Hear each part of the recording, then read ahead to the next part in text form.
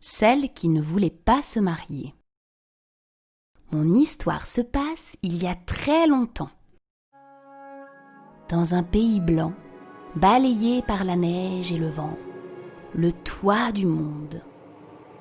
Le long de la banquise, un petit village d'igloo s'est construit pour l'hiver. Et tout au bout de ce village, dans le plus petit igloo, un chasseur vit seul avec sa fille Sana. Éclairé par la lampe à huile, ils se partagent une nageoire de phoque. « Regarde-moi, Sana, je suis vieux et je reviens toujours bredouille de la chasse. Nous mangeons ce soir nos dernières provisions. Il faut que tu te maries. Il y a beaucoup de bons chasseurs qui rêveraient de t'épouser et qui pourraient t'apporter chaque jour un nouveau phoque à dépecer.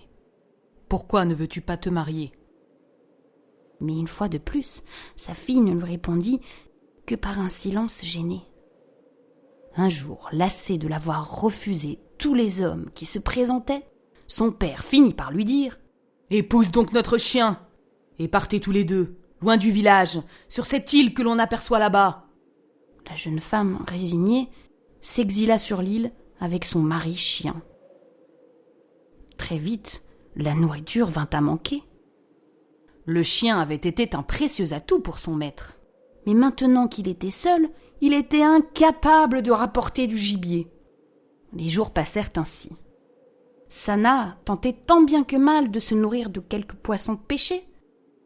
Mais cela ne contentait pas son estomac, qui criait famine de plus en plus souvent. Les choses s'aggravèrent lorsqu'elle tomba enceinte, puis accoucha d'une portée de petits chiens.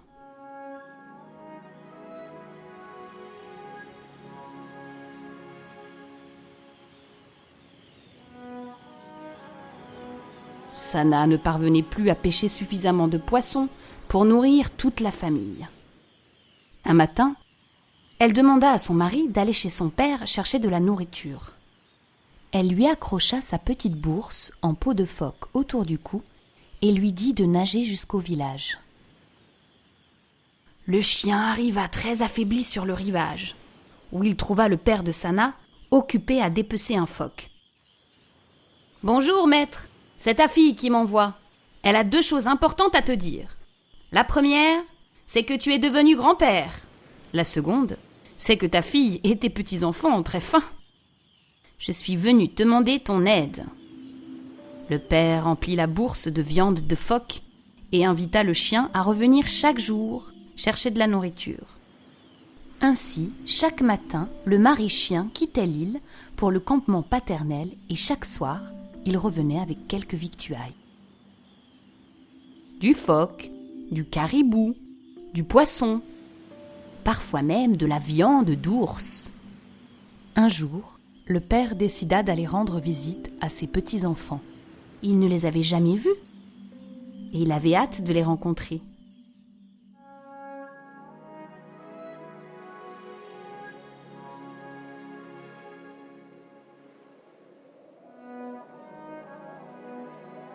Dès qu'il accosta sur l'île, les chiots accoururent à sa rencontre pour fêter son arrivée. Ils l'accueillirent comme le font souvent les chiens avec leur maître, en lui mordillant les mollets et en lui donnant des grands coups de langue. Mais le père de Sana n'apprécia pas du tout cet accueil.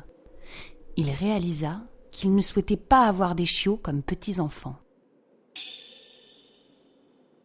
Il aurait 1000 fois préféré être accueilli par des enfants qui lui auraient sauté au cou et qui l'auraient couvert de vrais baisers. Puis il trouva sa fille dans un état déplorable. Comme son mari chien ne pouvait pas chasser, elle mangeait rarement à sa faim et elle n'avait pas de peau d'animaux pour se coudre des vêtements chauds.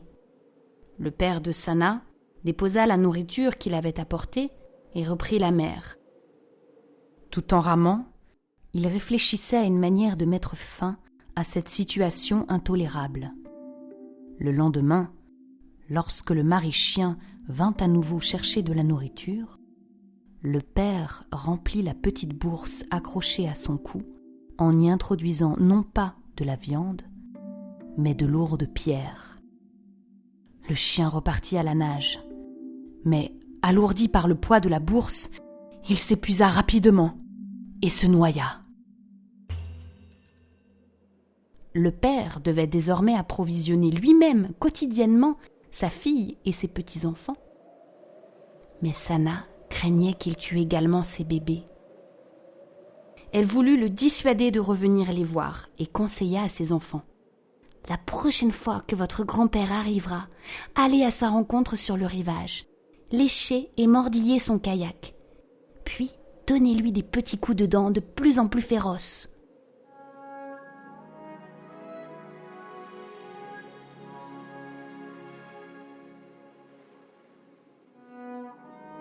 Son plan fonctionna à merveille. Apeuré par l'accueil des chiots, le père de Sana fit demi-tour et ne revint plus jamais sur l'île. Mais à peine ce danger écarté, un autre survint aussitôt. Le spectre de la famine revint hanter la petite famille. En renonçant à leur principale source d'approvisionnement, Sana et ses chiots étaient de nouveau confrontés à la faim. Alors, pour sauver ses enfants chiens, Sana décida de les envoyer au loin. Elle les répartit en 3 groupes et donna à chacun des consignes précises. Elle fit d'abord partir un premier groupe, muni d'arcs et de flèches, vers la forêt boréale en lui disant: « Partez vers le sud et restez dans la forêt. Vous y trouverez toujours de quoi vous nourrir. » C'est ainsi que ces bébés chiens devinrent les ancêtres des Amérindiens. Sana prit ensuite une semelle de ses bottes et prononça des paroles si puissantes que la semelle se transforma en Umiak, une très grande embarcation en peau de phoque. Elle y déposa les chiots du second groupe en leur disant: « Partez vers l'est, au-delà de cette grande mer, et ne revenez que sur de grands navires. » Ils partirent sur les flots et devinrent les ancêtres des Européens. Quant aux chiots du 3e groupe, elle préféra finalement les garder près d'elle, sur les territoires des Inuits. Ils restèrent donc sur place et se transformèrent en Nijikat, les esprits invisibles de l'intérieur des terres. Sana, elle, retourna vivre dans le campement familial, sous l'igloo paternel.